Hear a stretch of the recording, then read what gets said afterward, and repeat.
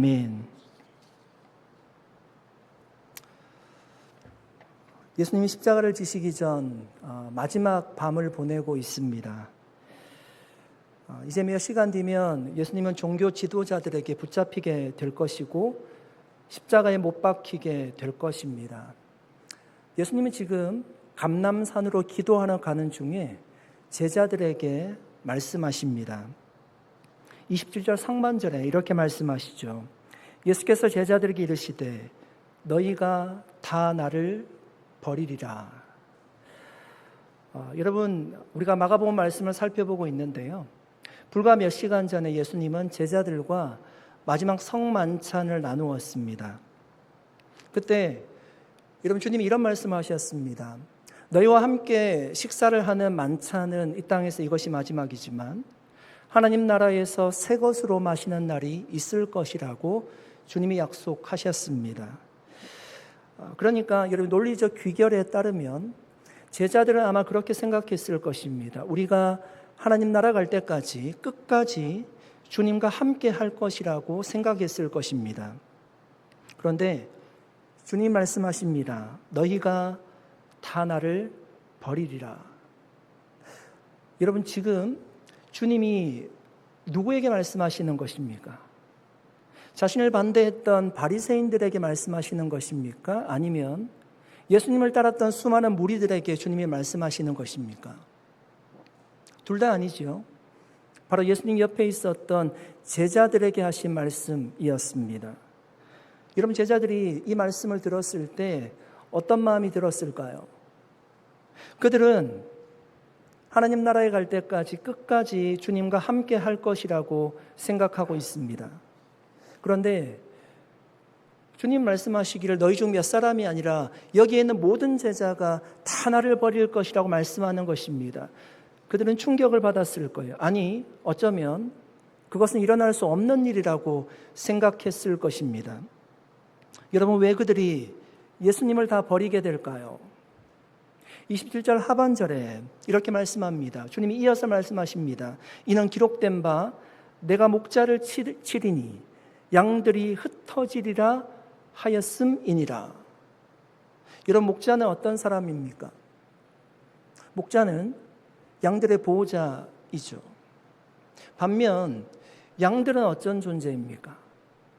양들은 목자의 보호가 없으면 자신을 거의 지킬 수 없는 존재가 양입니다. 양들은 강한 것이 별로 없어요. 날카로운 이빨도 없고 빠른 발도 가지고 있지 않습니다. 강한 힘도 없습니다. 그래서 양은 목자가 있을 때만 안전할 수 있어요. 목자가 없으면 양들은 흩어질 수밖에 없는 나약한 존재입니다. 여러분, 이 말씀은 예수님이 하신 말씀이 사실은 아니었어요. 스가랴 선지자가 오래전에 이미 예언한 말씀이었습니다. 예수님은 지금 약속한 대로 십자가의 길을 걸어가고 있습니다. 예수님이 십자가에 달려 돌아가실 거예요. 목자인 예수님이 돌아가실 겁니다. 그러면 이 땅에 남겨진 제자들, 그 양들은 다 흩어지게 될 거예요. 주님이 이미 그것을 알고 계셨습니다. 여러분, 제자들은 왜 주님을 다 버리게 될까요? 제자들이 예수님이 누구신지 몰랐기 때문에 예수님을 버렸을까요? 그들은요, 예수님 옆에서 모든 것을 보았어요. 일반적인 사람이라면 하지 못할 일을 예수님이 하는 것을 보았습니다. 주님이 말씀 한마디로 바람과 파도를 잔잔하게 하시는 것을 보았어요. 죽어있는 사람을 말씀 한마디로 살려내는 것도 보았고요.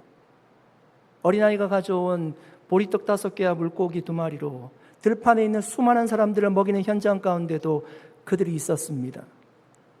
예수님은 평범한 사람이라면 할 수 없는 일을 하셨어요. 그것을 가장 가까이에서 지켜본 사람이 바로 예수님의 제자들이었습니다. 예수님은 이런 말씀도 하셨습니다. 하나님과 내가 하나라고 하셨습니다. 여러분, 유대인들에게 이 말씀이 어떻게 해석이 되어질까요? 제자들은 모두 유대인들이지 않습니까?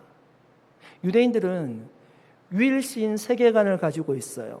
하나님이 유일하신 분이세요. 그런데 예수님이 하나님과 내가 하나라고 하셨어요. 그러면 해석해 보면 예수님 자신이 하나님이라고 얘기하는 것과 같은 거예요. 그들에게 그렇게 그 말씀이 해석이 되어졌을 것입니다. 여러분, 제자들은 이 모든 엄청난 것들을 다 경험했어요. 그런데 그들은 결국 예수님을 버렸습니다. 왜 그랬을까요? 여러분, 심리학 이론 중에 더닝크루그 이펙트라는 이론이 있습니다. 데이비드 더닝과 저스틴 크루그라는 사람이 연구를 해서 발표한 이론입니다. 어떤 그 이론인가 하면 능력이 없는 사람일수록 자신의 실력을 과대평가한다는 거예요. 반대로 베테랑이 될수록 자신의 부족함을 깨닫는 현상을 더닝크루그 효과라고 합니다. 예를 들면 이런 것입니다. 운전면허증을 땄습니다. 처음 면허증을 따고요. 얼마나 조심조심 운전합니까? 한두 달 운전을 하고 나니까 운전이 좀 익숙해졌어요. 그러니까 약간 여유가 생겼습니다. 운전이 쉽다고 느껴지는 거예요. 운전을 하면서 핸드폰도 약간 만지작거리고 차에 있는 기계들을 조작하기 시작합니다. 그러면서 사고 날 확률이 높아지는 거죠. 반면에 운전을 20년, 30년이 넘게 했던 분들은요, 운전을 하면서도 어떤 사고를 만날지 예측할 수 없다는 것을 너무나 잘 알고 있습니다. 저도 이번에 한국에 나와서 차를 빌려서 운전을 했는데 어떤 분이 성수동으로 오라고 하는 겁니다. 근데 저는 사실 그냥 지하철 타고 가고 싶었거든요. 근데 차를 타고 오라는 거예요. 근데 성수동이 한국에서 요즘 굉장히 핫플레이스라고 합니다. 아무것도 모르고 갔습니다. 차를 타고 갔는데 사람 때문에 차가 지나갈 수가 없어요. 그냥 일반적인 도로도 운전하기 어려운데요. 차가 사람을 피해 가야 되더라고요. 그만큼 운전을 하면 할수록 어렵다는 생각을 하게 돼요. 20년, 30년 운전을 해도 앞을 주시하고요. 주위에 뭐가 튀어나올지 모르니까 주위를 바라보면서 운전을 하게 되죠. 이런 효과들이 더닝크루그 효과입니다. 이런 말이 있습니다. 책 한 권 읽은 사람이 세상에서 제일 무섭다는 말이 있습니다. 어떤 의미입니까? 그 사람이 보는 세상은요, 그 책 한 권 안에 다 들어있어요. 다른 사람들의 이야기가 들리지 않아요. 그런데 반면 몇백 권, 몇천 권의 책을 읽은 사람은 책을 읽을 때마다 자신이 얼마나 부족한 사람인지를 깨닫게 됩니다. 더욱 겸손해져요. 이것이 더닝크루그 효과입니다. 여러분, 제자들이 왜 예수님을 버렸을까요? 그들은 절대로 자신은 예수님을 버리지 않을 것이라고 다짐한 사람들이에요. 그런데 사실은 자신들이 얼마나 영적인 연약한 초보인지를 모르고 있는 거죠. 불과 몇 시간 만에 그들은 모두 예수님을 다 떠나고 부인하지 않습니까? 여러분 보십시오. 아무리 예수님 옆에서 기적을 보고 능력을 체험해도 그것만으로 주님을 떠나지 않는 것은 아니라는 거예요. 교회를 30년, 40년 오래 다니면 주님을 떠나지 않습니까? 기도를 많이 하면 여러분 주님을 떠나지 않습니까? 말씀을 매일 읽으면 주님을 떠나지 않습니까? 남들이 경험하지 못한 기적적인 사건들을 많이 경험하면 주님을 떠나지 않습니까? 성경이 우리에게 반복해서 알려주는 것이 무엇인가 하면 인간은요 아주 연약하다는 거예요. 우리가 믿음의 조상이라고 부르는 아브라함도 주님을 떠난 적이 있어요. 아내를 누이라고 했습니다. 출애굽의 지도자인 모세도요 사람을 죽였어요. 유일하게 하나님 마음에 합한 사람이라고 평가를 받았던 다윗도 넘어졌어요. 남편이 있는 아내를 취하였습니다. 세상에서 힘이 가장 센 삼손도 넘어졌다고요. 사랑하는 여러분, 오늘 우리가 넘어지지 않았다라고 해서 내일 넘어지지 않는 것을 보장하는 것은 절대로 아닙니다. 그렇게 생각하는 것은 운전을 한다만 하고 운전은 아주 쉽다라고 생각하는 것과 너무나 닮아 있습니다. 오늘 믿음으로 승리했다라고 해서 내일도 반드시 승리로 이어지는 것은 결코 아니에요. 우리는 우리 스스로 생각하는 것보다 훨씬 더 연약한 존재입니다. 불의 선지자 엘리야가 여러분 한마디에 무너졌어요. 그가 기도하면 불이 내리고 그가 기도하면 다시금 비가 내리게 하는 놀라운 능력을 가진 선지자였습니다. 그런데 이세벨이 내가 너를 죽이리라는 그 한마디를 듣고요, 광야로 들어가서 하나님 앞에 나를 죽여주십시오라고 기도했습니다. 여러분, 믿음의 선진들의 모습이 이렇다면 우리는 얼마나 연약한 사람들입니까? 여러분, 겨울철 빙판 사고를 보시면요, 아주 흥미로운 점이 있습니다. 누가 빙판길에 가장 많이 넘어질까요? 우리가 생각할 때는 다리가 불편하고 다리에 힘이 빠진 어르신들이 가장 많이 넘어질 거라고 생각하지만 그렇지 않다고 합니다. 오히려 젊은 사람들이 훨씬 더 많이 넘어진대요. 왜 그럴까요? 자신감 때문입니다. 나는 괜찮고 나는 건강하고 내 다리는 튼튼하다고 생각하는 사람들이 넘어지는 거예요. 반면 연세 드신 분들은 빙판의 무서움을 합니다. 조심조심 걸어요. 그래서 오히려 잘 넘어지지 않는다는 것입니다. 사랑하는 여러분, 우리가 가진 신앙도 마찬가지예요. 가장 위험한 사람은요, 연약한 사람이 아닙니다. 연약한 사람은 자신의 연약함을 알기에 조심해서 살아가요. 정말 위험한 사람은 자신은 절대 넘어지지 않을 것이라고 확신하는 사람. 사탄이 가장 좋아하는 마음이 어떤 마음일까요? 사탄이 가장 좋아하는 넘어뜨리기 쉬운 사람은 어떤 사람일까요? 나는 괜찮다고 생각하는 사람, 나는 절대로 넘어지지 않을 거라고 생각하는 사람입니다. 나는 안전하다고 생각하는 사람입니다. 한마디로 방심하는 사람이죠. 이런 사람들은 무장해제된 마음을 가지고 있어요. 그래서 경계심이 없기 때문에 사탄이 가장 좋아하는 먹잇감이 될 수 있습니다. 사랑하는 성도 여러분, 우리는 절대로 강하지 않습니다. 우리는 언제든지 넘어질 수 있는 연약한 존재입니다. 그래서 여러분, 이런 연약함을 잘 아는 사람들은 주님의 도우심을 구하며 살아갑니다. 그래서 주님의 도우심을 입고 살아갑니다. 오늘 본문의 제자들이 보여주듯이 우리가 얼마나 연약한 존재인지를 우리도 깨닫고 주님의 도우심을 구하며 주님의 도우심을 입고 살아가는 저와 여러분 될 수 있기를 간절히 축복합니다. 그렇게 자만하지 않고 주님을 더 의지하는 모습이 여러분 신앙의 초보라서가 아니라 신앙이 더 성숙한 자의 모습인 줄로 믿습니다. 그렇게 주님만 의지하며 살아가는 저와 여러분 될 수 있기를 간절히 축복합니다. 28절 말씀입니다. 같이 한번 읽어보겠습니다. 그러나 내가 살아난 후에 너희보다 먼저 갈릴리로 가리라. 여러분, 주님이 이미 여러 차례 제자들에게 말씀하셨습니다. 자신이 십자가에 달려 돌아가실 것을 말씀하셨고 사흘 만에 부활하실 것을 또한 말씀하셨습니다. 오늘 본문에 보니까 부활하신 후에 제자들을 갈릴리에서 만나게 될 것이라고 약속하고 있습니다. 여러분, 왜 갈릴리일까요? 예수님이 십자가에 달린 곳은 어디입니까?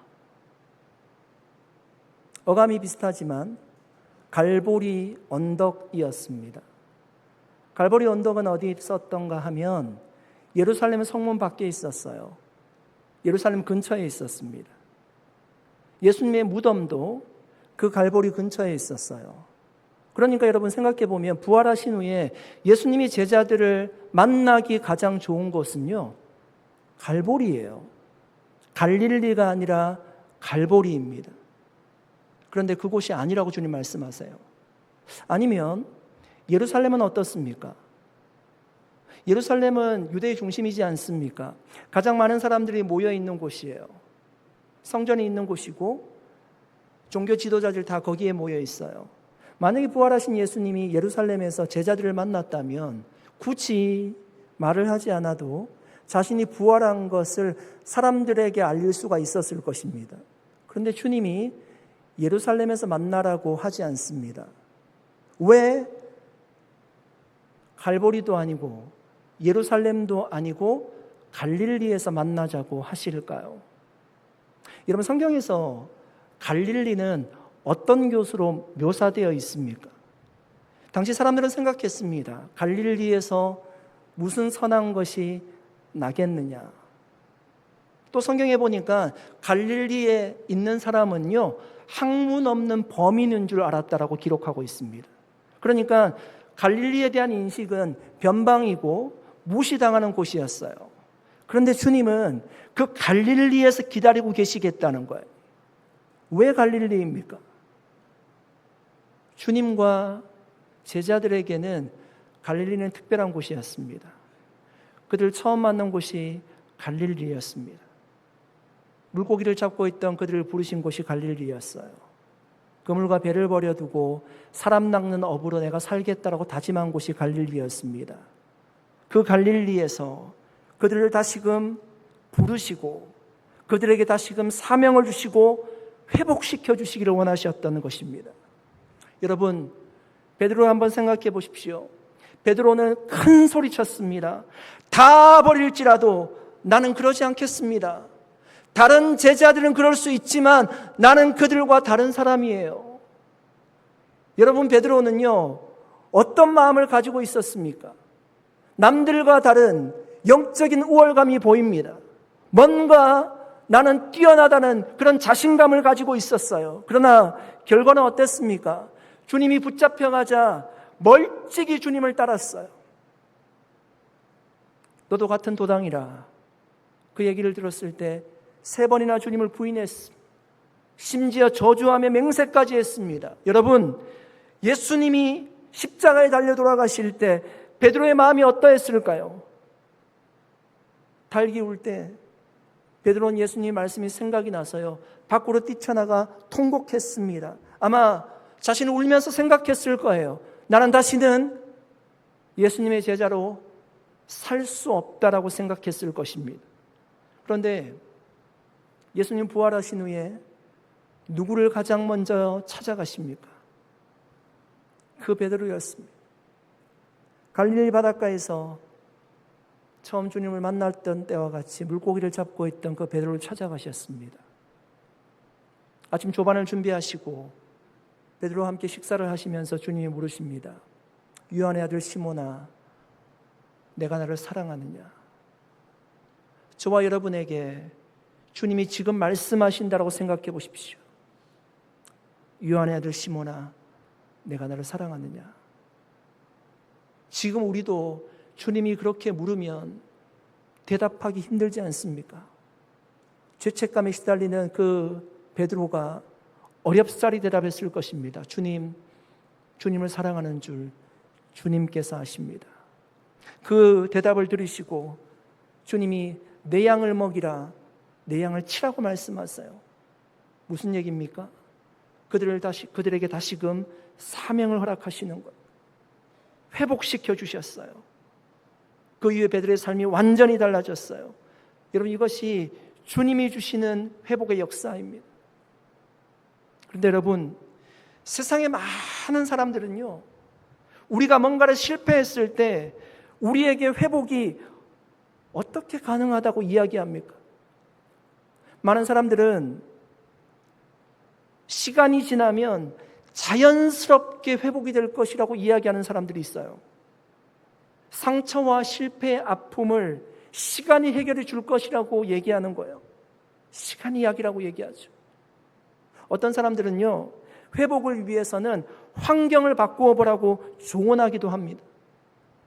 여행을 떠나거나 취미생활을 시작하거나 새로운 사람을 만나보라고 합니다. 그러면 회복이 될 것이라고요.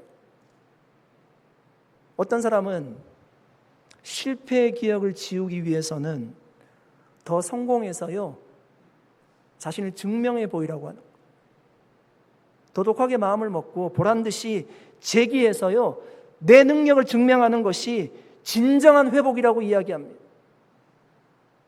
물론 이런 방법들이 회복에 전혀 도움이 되지 않는 것은 아닐 것입니다.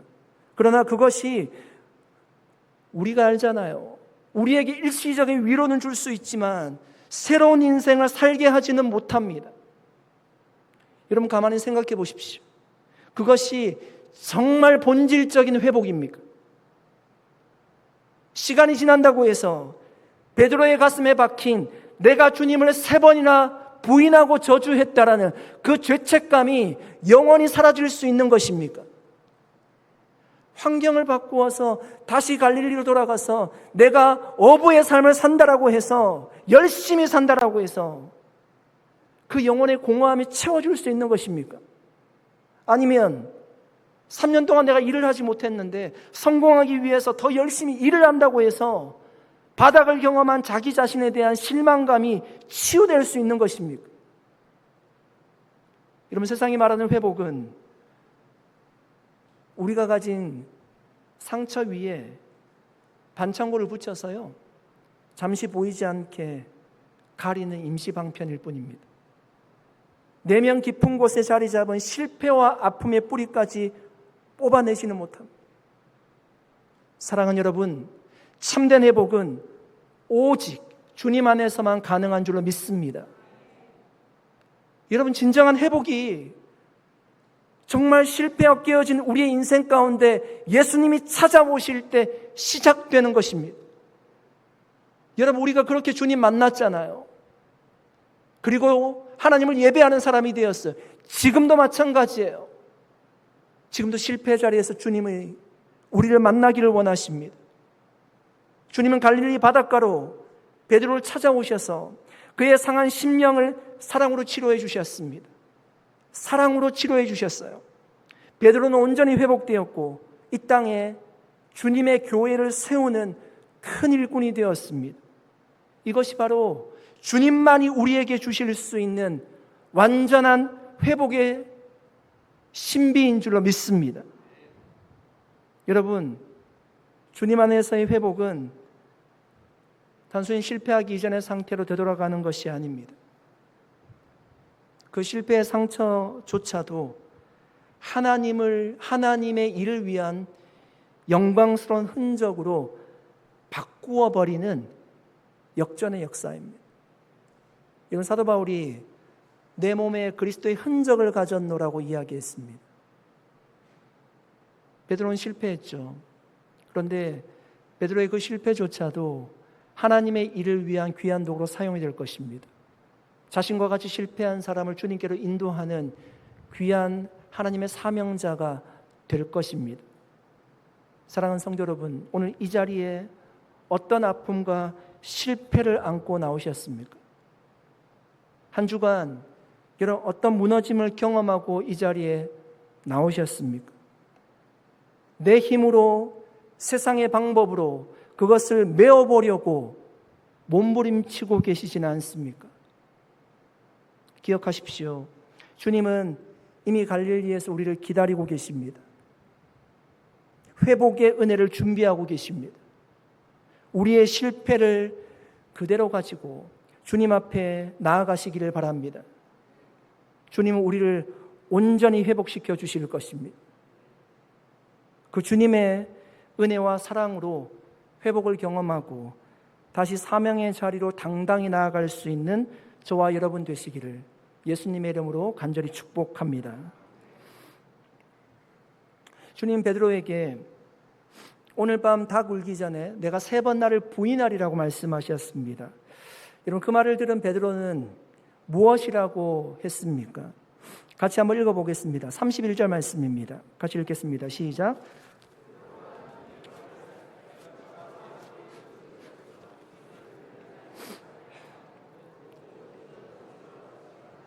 아멘. 이런 베드로는 목소리를 높여서요, 힘있게 말했다라고 합니다. 주님을 부인하는 일은 절대로 없을 것이라는 겁니다. 내가 죽는 한이 있어도 주님은 부인하지 않겠다라고 베드로는 이야기했습니다. 베드로는요, 주님이 만약에 어려움을 당하면 정말 목숨을 내어놓고 싸울 준비가 되어 있던 사람이었어요. 대제사장이 보낸 병사들이 찾아왔을 때 그중 한 종을요, 칼을 들고 귀를 쳐버렸어요. 그 귀가 끊어졌다라고 하죠. 정말로 그럴 각오를 가지고 있습니다. 주님을 절대 부인하지 않겠다는 그 베드로의 이야기를 듣고요, 거기에 있던 다른 모든 제자들도 다 주님을 절대로 부인하지 않겠다라고 다짐했습니다.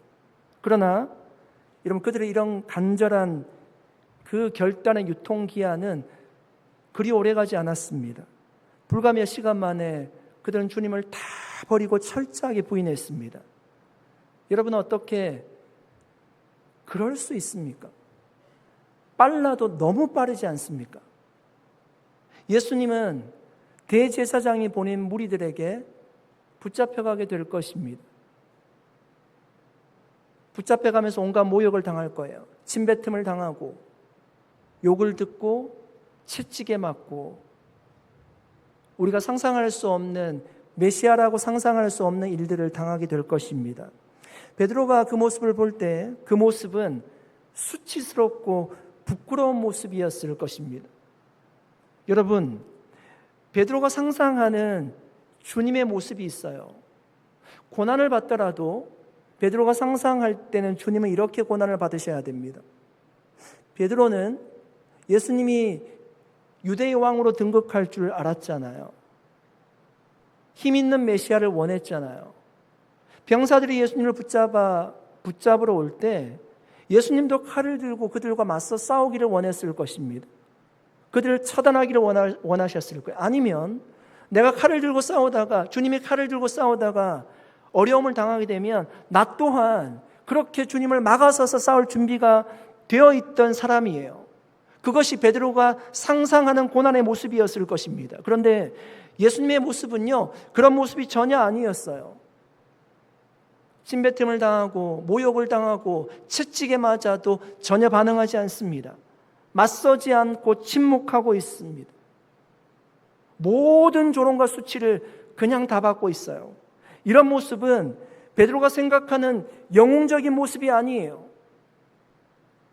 그래서 자신은 내가 칼을 들고 싸울 수는 있지만 주님과 똑같이 조롱당하고 수치스러운 모습은 당할 수 없다는 거예요.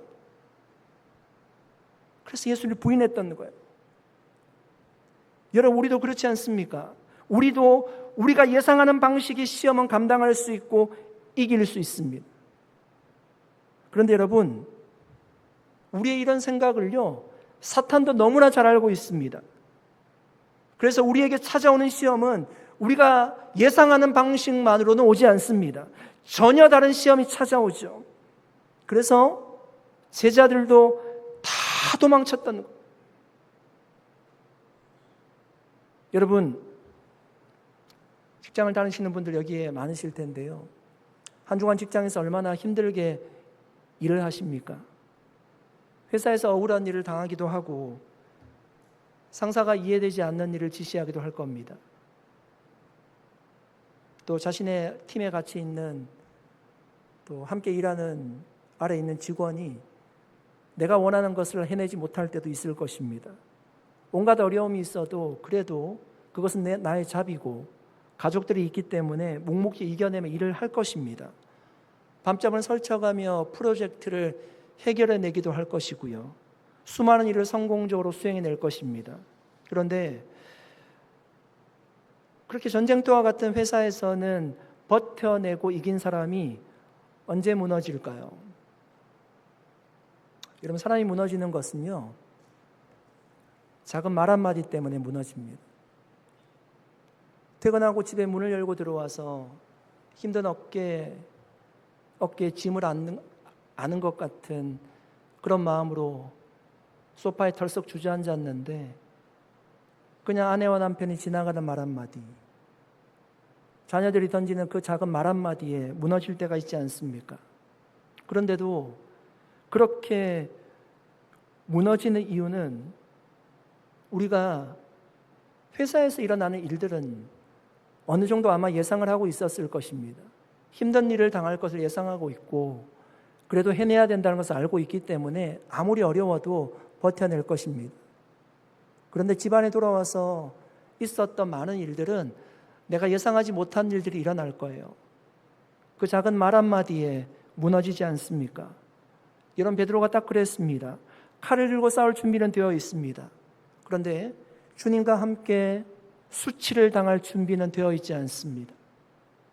여러분은 어떤 편이 편하십니까? 어쩌면 어떤 분에게는 순교를 각오로 신앙생활하는 건 쉬울 수 있습니다. 그런데 내 자존심을 꺾는 것은 굉장히 어려울 수 있습니다. 주님과 같이 내가 수치받는 자리에 내려가는 것은 정말 하기 싫은 분도 있을 것입니다. 같은 것입니다. 사랑하는 성도 여러분, 사탄은 우리가 예상하는 방식으로만 우리를 시험하지 않습니다. 오히려 우리가 가장 방심한 곳에서 가장 예상하지 못한 순간에 가장 가까운 사람들을 통해서 우리를 시험하기도 합니다. 베드로가 그런 시험을 당한 것입니다. 그런데도 여러분, 그가 완전히 무너지지 않은 이유가 무엇 때문일까요? 누가복음 22장 31절 32절 말씀입니다. 시몬아 시몬아 보라, 사탄이 너희를 밀가부르듯 하려고 요구하였으나 그러나 내가 너를 위하여 내 믿음이 떨어지지 않기를 기도하였노니 너는 돌이킨 후에 내 형제를 굳게 하라. 여러분, 이 말씀이요, 같은 본문에 나와 있는 거예요. 다른 성경에. 사탄은 끊임없이 우리를 공격할 거예요. 그러나 베드로가 믿음을 유지할 수 있었던 것은, 완전히 무너지지 않을 수 있었던 것은 주님이 베드로를 위해서 간절히 기도했기 때문입니다. 사랑하는 여러분, 기억하시기 바랍니다. 자신을 믿는 사람은 넘어지지만 주님을 의지하는 사람은, 주님께 기도하는 사람은 끝까지 설 수 있는 줄로 믿습니다. 그런데 여러분, 한 가지 꼭 기억해야 될 것이 있습니다. 우리는 주님께 기도합니다. 여기 있는 대부분은요, 다 기도하시면서 살아가시는 분들이세요. 기도하려고 노력도 할 것입니다. 그런데 기도가 예전과 같지 않고 기도에 힘이 없고 신앙의 열정도 식어졌다라고 생각이 드십니까? 우리가 구원받은 하나님의 자녀라면 굉장히 답답할 것입니다. 영적으로 막혀있는 듯한 그런 답답함을 느낄 것입니다. 여러분, 그때 오늘 본문에 나오는 베드로를 기억하시기 바랍니다. 베드로가 위대한 사람이라서 회복이 되어진 것이 아니었습니다. 예수님께서 그를 위해서 기도하셨고 예수님이 그를 붙드셨기 때문에 회복이 된 것이었습니다. 오늘도 우리 주님은 우리를 위해서 중보하고 계십니다. 우리는 예상하지 못한 일을 만날 때 넘어질 수 있고요, 실패할 수 있습니다. 그러나 주님께 붙들린 사람은 끝내 회복이 될 것입니다. 이것이 주님이 우리에게 베풀어 주시는 은혜입니다. 사랑하는 여러분, 우리의 결심보다 우리를 회복시키고자 하시는 주님의 약속이 훨씬 더 강한 줄로 믿습니다. 우리의 믿음보다 주님의 은혜가 훨씬 더 큰 줄로 믿습니다. 우리의 기도보다 주님의 중보 기도가 훨씬 능력 있는 줄로 믿습니다. 그러므로 여러분, 우리 자신을 의지하지 말고 끝까지 주님을 의지할 수 있기를 축복합니다. 제가 한국에서 예배를 드리는데요, 딸하고 예배를 드리러 갔습니다. 두 번째 주일이었습니다. 꽤 큰 교회였습니다. 성가대가 찬양을 하는데 사람들을 비춰주지 않습니까? 근데 거기에 제 친구가 있었습니다. 제가 딸에게 저기 내 친구 있다라고 얘기했습니다. 잘하는 친구냐고. 잘하는 친구라고. 고등학교 때 같이 놀았던 친구라고 제가 얘기했습니다. 그 친구는 제가 그 예배에 참석한 줄 몰랐을 거고요. 저는 그 친구만 보고 예배를 마치고 돌아왔습니다. 아마 그 친구가 제가 목사가 되어서 그 자리에 앉아서 예배드리는 거 알았으면 그 친구도 굉장히 놀랐을 것이고요. 저도 굉장히 사실 놀랐습니다. 그 친구가 그 성가대에서 찬양하는 모습을 보고 굉장히 놀랐습니다.